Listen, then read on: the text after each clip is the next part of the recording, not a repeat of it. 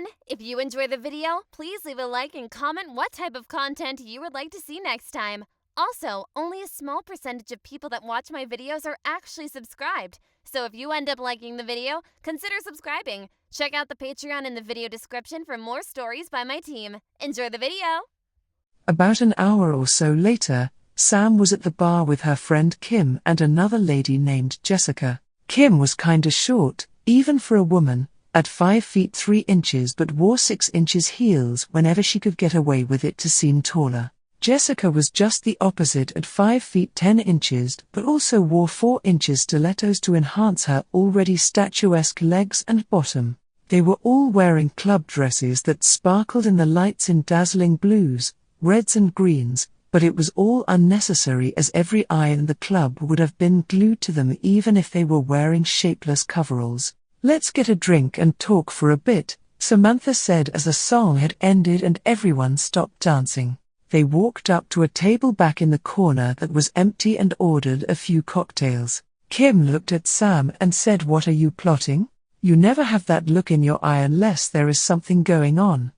Sam smiled her pearly whites at the two ladies and began to tell them about the dress and how it locks and the trap that she had set for Nick. The more she talked about the situation, the brighter Jessica's face got. "Are you saying that your roommate is not only a crossdresser, but he snoops in your panties?" Jess said finally. "I'm afraid so. I'm kinda glad that he didn't come out tonight. That way you didn't have to get mixed up with him. I'm gonna nail him when I get home," Sam said as she took another drink from her rum and soda. "Actually, that sort of thing sounds like fun. I mean, humiliating a man and make him wear women's clothes." Kim said, "Oh my God, could you imagine if we made him come out to the club dressed like that? He'd get ripped apart by everyone, either straight men who are homophobes or gay men who want to be with him." Jess laughed. The three women started laughing almost uncontrollably when Sam told them about the tags for the choker, especially Sam's slut and quat. They then decided that they had enough fun at the club for one night and agreed to make Nick's night a very memorable one. As they exited the club, Sam realized that Nick had told her to call him if she was going to pick something up to eat. She hushed the girls as they climbed in Kim's car and dialed Nick's cell number. Hello?" Nick's hesitant voice said from the distant end of the line. "Hey, it's me. Just thought I'd let you know that we are leaving the club now, and that we are about to go to Gino's Pizza to get a bite to eat. You want anything from there?" Sam said, in a cheery, almost lustful-sounding voice. No, I don't think I'm that hungry. I think I'm coming down with something. I don't feel too well," Nick replied. Sam wickedly smiled and winked at the girls and said, "Oh, you poor thing, I'll just come right home and make you some tea. Would you like that?" "No. I might be contagious. I don't want to get you sick too," Nick exclaimed a little too loud. "I think I'm just gonna go to sleep and try to see if I get better by morning." "Nonsense. I'm coming home right now to get you better. You know Kim is a nurse. She might be able to fix you right up," Sam said, almost laughing, as she hit the end button on her phone. He took the bait. "Hook, line and sinker, girls, I think it's time to see my handiwork." The house was completely dark when the girls entered. Each of them were giggling and wondering where he was. "Nick, where are you?" Sam said with a huge ear-to-ear grin on her face. She walked to the living room light switch and flicked it on, as Kim and Jessica sat down on the couch, waiting patiently. "I told you, I don't feel well," Nick croaked from his bedroom, as he let out a few fake coughs. Sam went to her bedroom and turned on the light. She could see that either he had been in here, or a tornado had hit her room. Her desk drawers were completely emptied out, no doubt looking for a key or scissors or a knife. The closet was missing every piece of the outfit that she had purchased, and she couldn't help but feel a little giddy, and a little excited. Sam then went to Nick's bedroom door and noticed that he had locked it. This wasn't surprising to her, and she tried to put on her best mad face. "Nick, what did you do to my room?" She could hear him inside his room tussling with the outfit, trying desperately to take it off. If you don't open this door right now, I'm gonna break it down. The two girls in the living room looked at her as if she really were mad. When she saw them, she smiled and winked at them. A few seconds later, she heard a click at the door handle. He had unlocked the door. When she opened the door and walked in, she saw him standing before her, a completely embarrassed and completely helpless little sissy, wearing every item that she had purchased. He even clicked the choker closed around his neck with the word written across it. She couldn't help herself. She started laughing so hard that she almost fell over. Tears were now rolling down her face and she was doubled over in a fit of laughter that she couldn't control. Finally, she was able to talk, or at least enough to get her point across. "Gee girls, ha ha ha, come look. Ha ha ha ha, come look at my little sissy boy." The words that she just said were like a razor cutting away at his soul. He was helpless. There was nothing he could do. He just crumbled to the floor and began to cry. Tears running down his face just made Sam laugh harder.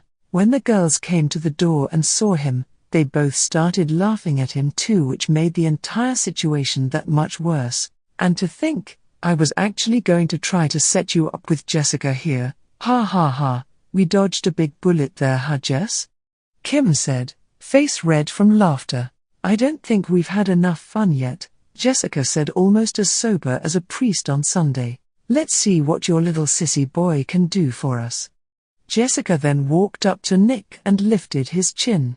"Sweetie, please tell me that you realize that this was all a setup to get you to stop sneaking around, stealing Samantha's panties, and seeing that you are dressed like this, you may as well come into the living room with us. We all know what you are wearing now." That part must have been torture. The rest shouldn't be as bad, as long as you do what we tell you to.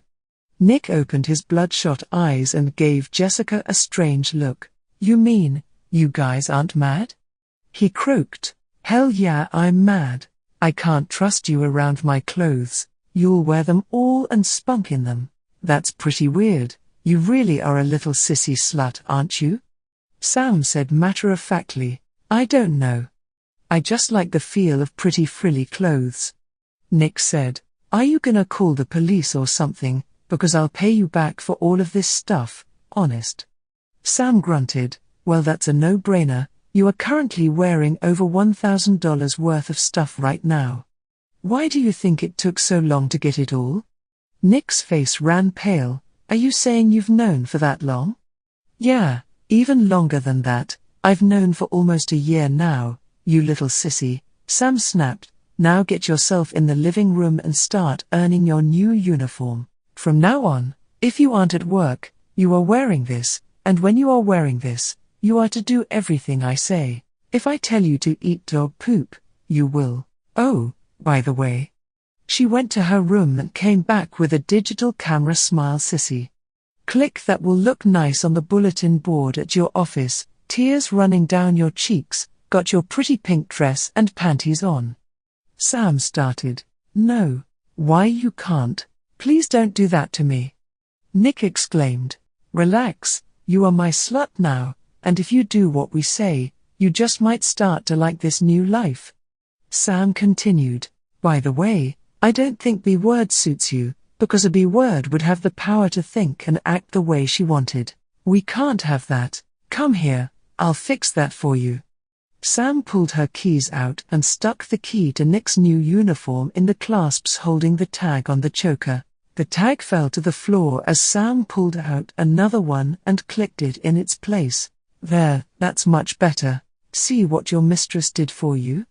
Nick turned and his worst fears were confirmed. The tag in the mirror looking back at him said Sam's slut and quat. He began to cry again. Sitting down on the couch, the ladies made him spin and twirl his petticoats as they laughed at him. They began to call him Nicky as Nick was too masculine for him and his name needed proper alteration to fit his new appearance. He danced, retrieved drinks, everything that he was told to do. Finally Jessica couldn't take it anymore. "Aren't you girls getting a little turned on by this show? I mean, I know I am," she said. "He is just too cute for words. I don't know what's more precious, the clothes he's wearing or the pink blush. eyeliner and lipstick we put on him. Sam started with a smile. I think he's been fairly good. What do you think?